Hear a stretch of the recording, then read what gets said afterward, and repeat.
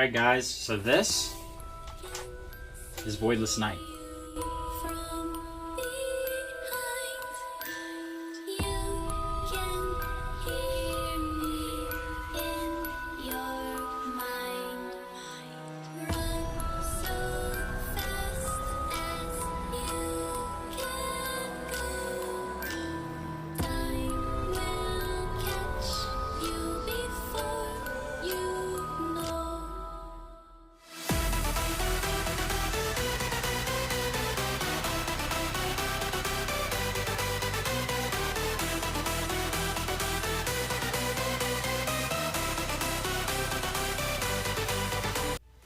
Alright guys, so Voidless Night is a Stryfe RaptorStryfe integration.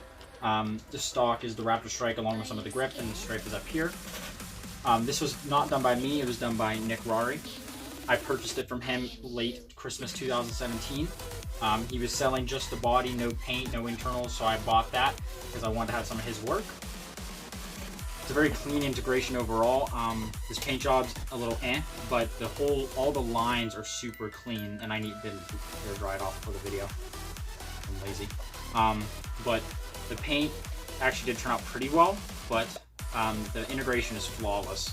He did an amazing job with integrating these two shells, mostly right here and here.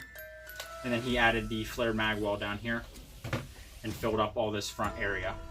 I'm coming closer. So, some of you might be wondering what the other custom parts are because I dumped a lot of money into this build. I wanted to make it something super special. All the translucent red parts you see here are made by Biggsnz of New Zealand. I'll put a link down to his stuff in the description. He makes awesome parts at super great prices. I got a containment crew battery door, officially licensed and all that jazz. Trigger, foam blast, Rev Michelle, or Bobololo rev trigger, mag release, and a jam door. I was going to get the front, but I didn't really need it, so I decided to go against that. And they added a lot to this blaster, so it's a very nice accent. So me and Nick had a plan to do duels of these, two of these, and make them opposites. I asked him about red and black, and he said that's fine because he was going to do an angelic theme, and I did a hellish theme. And that's what this is. It's red and black to represent heaven and hell. So I went full berserker with that and added kind of a blood splatter, blood flowing, lava flowing paint job. It's pretty random, but I think it's pretty nice. The taping could have been a little better on some parts, but it's still pretty nice. Overall, this streak came out pretty well, and there were a few revisions of it. It's a lot cleaner on camera, give it that. Especially with my new lights. Tell me if you guys like these lights, by the way. But yeah, I think it's still a very distinctive paint job and gives it a pretty cool look that not a lot of other blasters have these days. So to the studious among you, this front kit might look like a vector kit, and that's because it is. I got this custom designed to me by a friend on Facebook. I'll put all of his information on screen and in the description. I don't want to get it wrong, just in case. We haven't talked in about a few months. I did this a few months back and just been holding off until I got all the parts, since it was taking a while to get all the parts ready. He modeled this based off of a vector kit, but he did his own changes, like a flat front and a few different details. I had him take it and modify it, so instead of having the long magwell here, it just has a flat section here that matches along with my flare magwell by Black Steel Props. And it has my name custom etched in here, Prickly's Nerf Mods, and my logo on the other side. And it's made out of a translucent red ABS filament. It took a few tries to get it right because of the temperatures and everything, but we eventually got it, and it looks pretty nice. It's very custom. No one else has one of these right now, especially not, the Prickly's logo on it. So I'm very grateful that he would do this for me, and it makes the blaster just look amazing. All the different reds, some might call a little distracting or a little weird, but I like all the different reds. It just gives it like a very fiery feel to me. But it makes it look super, it makes it look clean, but it also makes it look hellish in the same way.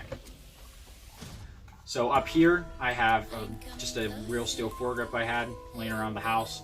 I got these sights off wish.com. Great for cheap parts from Airsoft to Nerf.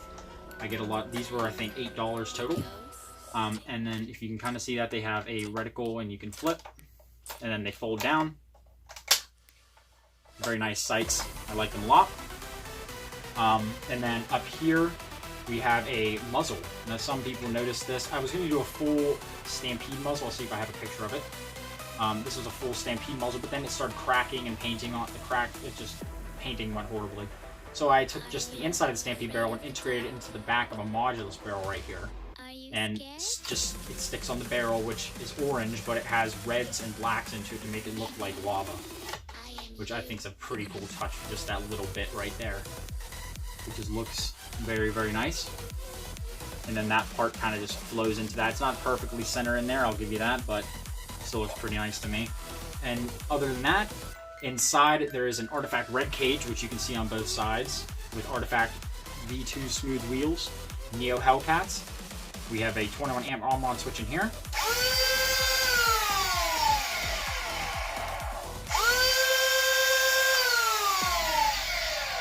So it's a very nice sounding blaster, and this LiPo is pretty much toast. Not toast, but I really need to charge it. I've just been too lazy. I'm actually going to probably charge it after this video for the shooting test that I'm going to do actually tomorrow, because it's 1 a.m. So these are clear BSP Black Steel Props motor covers. Now I had a lot of problems installing. I used 1/8 polycarb. I had a lot of problems installing this into this while making it look kind of clean, because there was putty work on the inside. I didn't want to mess that up. And so, you know, the Black Steel Props usually is just a perfect thing. But with the putty work, it got uneven and I had to fill in some gaps. So on camera, it looks pretty decent, but in person, it's more like fogged and faded. But I honestly don't really mind it, because it kind of gives it a silvery look around the outsides, and it kind of matches all this silver stenciling. So I'm not too mad about it. I might redo it in the future, but we'll see. I might actually see if I can get them custom made in this red. That'd be pretty cool. So, and then we just have silver details here, Nickrarri, my logo. And down here, various bolts and stuff. And then we have the name Voidless Night. So any other details on this is paint jobs, Rust-Oleum black, gloss, and then just a bunch of random. I did a Rust-Oleum, it was almost Fanger red. I actually think it was Fanger red. Drax Fanger red. I don't know the actual name, but I saw it and I grabbed it. That's the base coat, and then there's just a bunch of random red scribbles with Red Citadel and a few other brush paints by Testors. And then the silver paint pen. Just discovered paint pens. They are amazing. Like, this name came out amazing. It's just awesome. Like, I love it. Like, my logo's cleaner than ever, and that right, oh, it's so nice. So you might be wondering, what's this switch for right here? There's a little surprise in here. I've never done this before, but we got LEDs. So I put 2 behind the battery door here, some up in the jam door, most of them in the front cage, and then some down here. The Stryfe trigger and the red trigger are harder to get glowing. I might try to redo it in the future, we'll see, but right now I'm cramming for Endwar. It's a few days before. So this is fine. They glow more when you push them back and everything, so it's kind of cool how it fades into that. But this mag release turned out really nice. But I mean, they're moving parts, and this doesn't have to move as much. These move a lot, so you can't really get a LED behind them unless I attach it to the trigger, which I was thinking about doing, and I might do. But again, I'm not screwing this up for Endwar. I'm going to do testing and all that crap after it. So this might get updated in the future, but for now, these are the LEDs. And then we have a nice clean voltmeter placement right in the back here. Alright guys, so this is going to be the shooting test of this blaster. I'm just going to do one mag because this LiPo is extremely low and I really need to charge it. But I completely forgot to since I'd worked today. Yeah, excuses. So again, these are Neo Hellcats with an Artifact red cage. Now this is hitting way over Endwar limits. I'll state that now. Way over Endwar limits. I have a 2S LiPo with a Heston cage and Fang revamp, so should be hitting around 130. If not, I'll buy motors there. I'm going to see if I can find a pair of normal motors, Rhino motors, and I'll put them in a cage. I'll put them in this cage, I'll put them in a cage, and I'll wire it up and I'll do it there. We'll do it. It's okay. We'll make this blaster have an appearance. So this is just, this is more for my outdoor wars and stuff, but the red cage and the black wheels was too good to pass up. Again, there you can see that fading on the motor covers. I tried my best, but polycarb is a very hard material to glue. I should have went with like sheet of a different plastic, honestly, like maybe ABS. But polycarb has a very nice glow to it if you do it right, but the super glue and stuff I use just got a little bit messy, so I'm going to keep trying to polish it out over time, but for now it's a little messy. So we're just going to shoot into the box here. Sorry it's not a range test, but I mean, you know, you'll see how much power it has.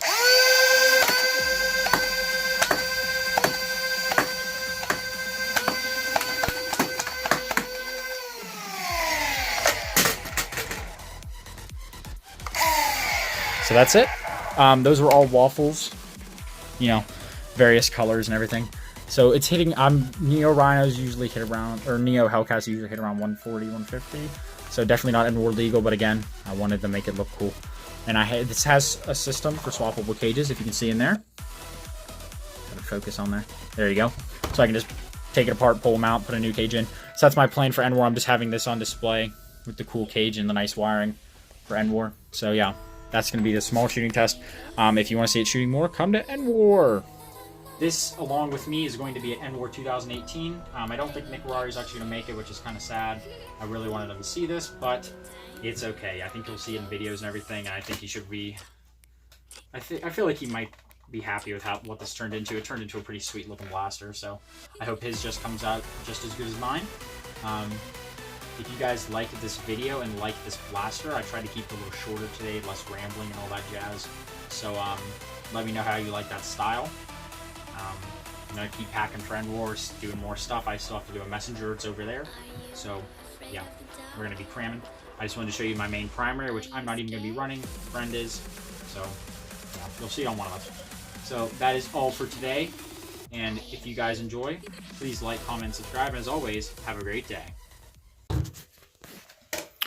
So yeah, it's dark. This is just going to be a quick little segment on the LEDs in the blaster. So there's 4 main up here, 2 up here, 2 inside the battery tray, and I believe there's 4 inside here. There's 1 up here, 1 back here, 1 in here, and 1 right up here. This piece goes very well, the mag release. This piece goes pretty well. This piece goes a little bit. This is harder because there's moving parts, as you can see. It's just a little harder. Battery tray is nice. The cage turned out really well. Let's flip it over and see the other side. It's about the same thing. There's a lot less on this side since there's a lot. I put the LEDs on the other side. I might go back in and add some more and see about adding more. It's not that hard. But with End War coming up like this week, I had to deal with what I had. So, and you're gonna be seeing these in the day anyway. So there it is in the daytime. There it is at night. So yeah. This side's always a lot more appealing to people because it has the room for the battery tray if it's clear and all that jazz. So yeah, and then it's just a simple push button switch right back here and then it flicks off.